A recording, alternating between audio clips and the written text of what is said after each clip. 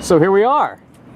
Anthony Montgomery, how you doing, man? Hey, how you doing, guys? I'm good, I'm good. Everybody in Trekland, it's good to see you here. Hey, great to see you guys. I miss you guys. Thank you for continuing to support, and I look forward to this next chapter. It's about to be a lot of fun. Yeah, well, chapter is kind of a literal thing, because that indicates like publishing, right? So yes.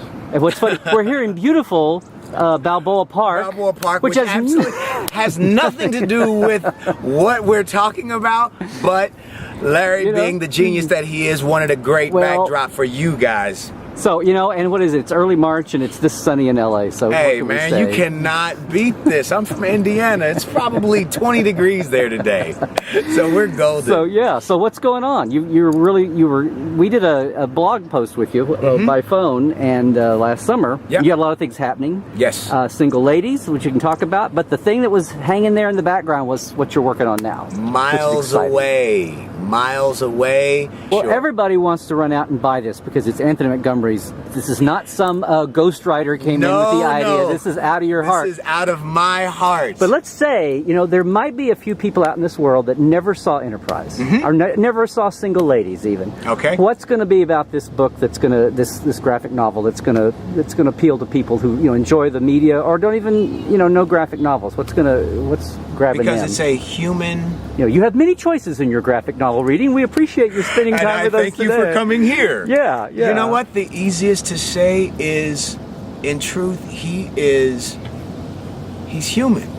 And the people will relate to Max's humanity. All of you guys will, because you will see a piece of him, a piece of yourself in the different adventures that we take Max on.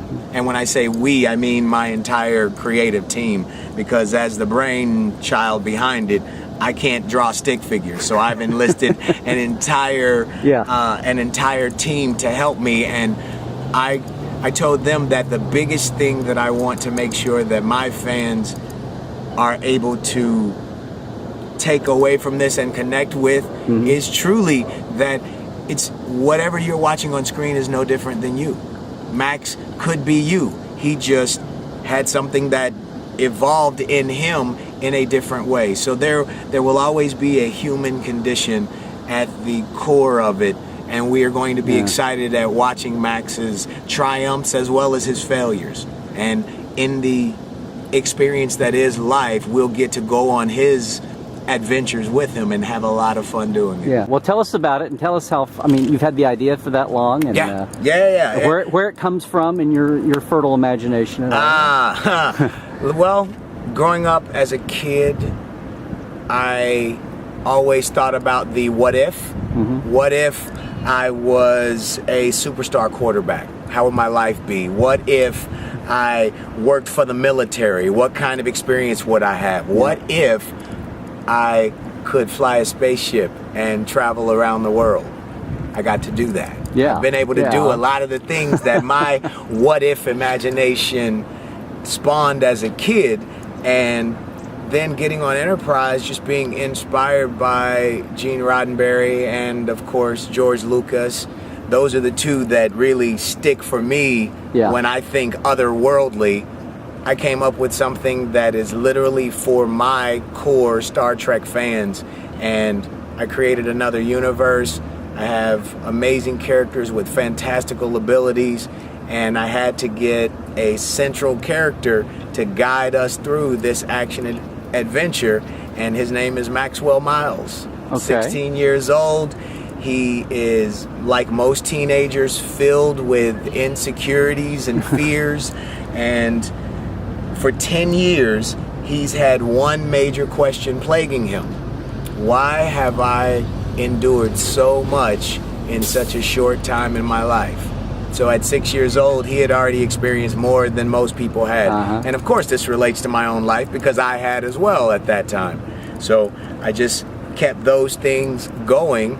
But the difference in Max and I, for him, he had both parents that disappeared under mysterious circumstances, and he hopes to confront his family's dark and mysterious past while figuring out who he is, which is what we're all trying to do down here. We're all figuring it out. Sounds like the recipe for a good character. Oh, for sure. Yeah. But unlike most teenagers, Max develops a superhuman ability.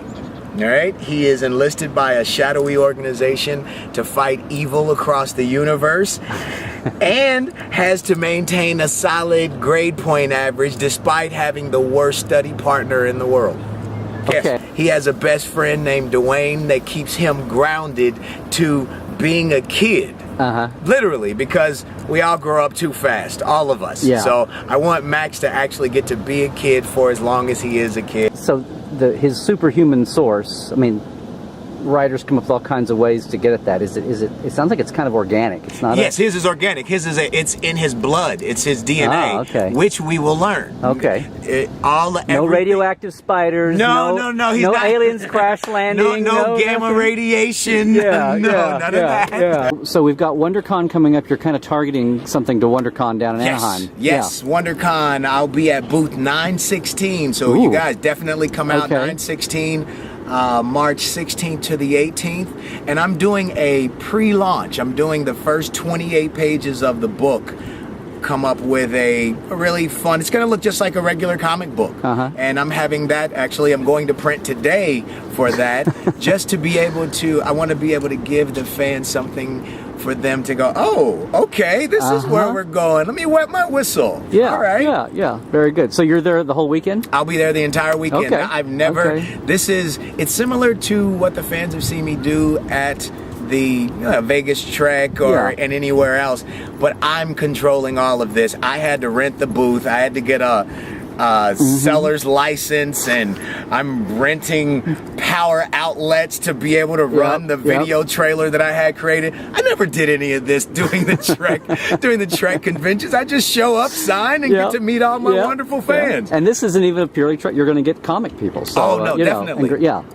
This is why I wanted to do this. So I'm doing a pre-launch because the book will actually be available. It was supposed to be spring 2012. It's actually going to be summer 2012 because, again, not being able to draw stick figures, I had issues with my artist, and I had to push some of the dates back. Anybody that's ever tried to do a collaborative effort, you guys know what I'm talking about. Whatever went off on time? I mean, I don't know that there are things that do, but I'm trying to not stress myself and just stay in a fun and positive space. Yeah. Well, most of the time I see you, that's where you are. I have to live there to the degree that people I've learned don't even think I'm real sometimes. They're like, nobody's that happy all the time. But in truth, why shouldn't I be? We're blessed with this life. So yes, when I open my eyes up, I really am this happy every day. Now, when you go back to Texas, you turn it off. I know. You leave La La Land and You know what? It's a lot harder in Texas because I don't know, the pacing of the environment is not what it is in LA. In LA, it's go. Hey, this is what we have to do. Being in Texas is just like being in Indiana to me. So I get off the plane in Indiana and I have to slow down my internal clock and go, okay, you're not in the go that is LA, that is New York, that is all the major metropolitans. You're talking to the old Okie here, so exactly. So you know exactly what I'm talking about. The first 10 people say, "What are you so stressed about? What are you so stressed about?" Right, Calm down. Oh yeah, I guess I do need to dial it back a little bit. Gear it down a little, But you know what? What I've loved, even though I was a little hesitant to move to Texas, I need that balance because I am always on the go. But just like when I was on Enterprise, I'd be on the go constantly, and then I'd break away and just leave the race, leave the game, and just go detox. And this is what Texas is going to be for myself, my wife, and my family. Yeah. But so you're not bicoastal, so you're biplanal. I don't know. What do we call that? I've been trying to figure out what to call it. Bisecting. No, wait, maybe not that. Yeah. No, don't say that because they're like, what? He's what? I'm like, no, honey. No, my wife would hear it and know. He said bisecting. Yeah, the T got lost. Let's not lose that T in the middle. Yeah, please don't start any issues. Don't start any rumors. Good Lord. No, so yeah. So but now we don't want to. We were just chatting here that single ladies. You've got, like you said, this is something you can control, but there's a lot of good stuff happening with you. Oh, no! Are you kidding me? I'm so Yeah. blessed right now. God has just. God is blessing me. Yeah. I've already Single Ladies is coming back. For those of you guys that the one or two of you that have not seen it, because we averaged It got a we lot of averaged good... 2.8 million viewers our first season. So I know there are a lot of you out there that are watching. And the different boards and things. There was a lot of hot discussion going on. Oh all the yeah, topics. oh yeah, because as people that fell in love with me as Travis grew to not like me so much apparently on that show. It's a character, guys. Yeah. But they are coming back, and I will be coming back again for that. I think they just called my agent to see my availability over the next couple of weeks, so I'm not sure when I'll be back, but as soon as I know, I'll let you guys know. And something new you mentioned. I booked a recurring on the new Jennifer Love Hewitt project, The Client List, that has been greenlit for Lifetime. So for me, I'm just having a blast. With Miles Away, this is something that I can control. What I was telling you when the camera was off, I can't control what job I do next, because a lot of my hardcore Trek fans will see me and they go, Anthony, when are we going to see you in another sci-fi show? Yeah. I honestly, guys, I have no idea. I can't control that. There's not that many sci-fi shows out there. There are not. We're kind of in a fallow time. And how about now this? Vampires? I mean, that's another thing. But the hardcore sci-fi. Don't get me started. But how about this? Not only are there not hold for sound, hold for the helicopter. Yeah, hold for helicopter. Hi guys, welcome to Hollywood.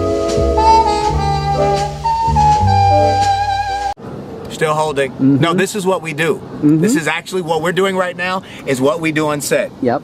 And then the boom guy who has the microphones on can hear it. He's king. He can hear it thousands of miles away. So he goes clear, and now we're back in. And now we're back. So the fun of location. The difference in the auditioning process and what it is that we as actors have to go through, and what I'm doing with Miles Away, is this is something that I completely control, 100%. I'm paying for it out of my own pocket.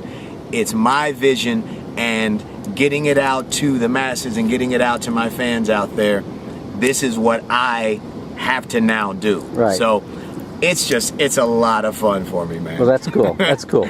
Well, we need to let you get on to the next thing down the road because you're cramming it in. I was going to say, though, the one thing, it doesn't sound like being in Texas has taken away. You're reading everywhere, casting, gotten jobs. Oh, yeah. It's not, some people are paranoid that if they leave town, then no one will remember who they are in 6 months. Well, and in truth, that does happen, but I've got to, this is what I do. So I didn't move to Texas to go be a plumber. Yeah. I'm an actor. So when I need to be back here for the jobs, I get on a plane and I come back. If not, then I'm there with my family. I've got a son. My son, I've got an infant son and an older daughter, so I've got to be there. My son is climbing on everything now. He's doing it all. So this whole process, it's wonderful. Yeah. Before we go, I want everybody to come and check me out. Follow me on Twitter. There we go.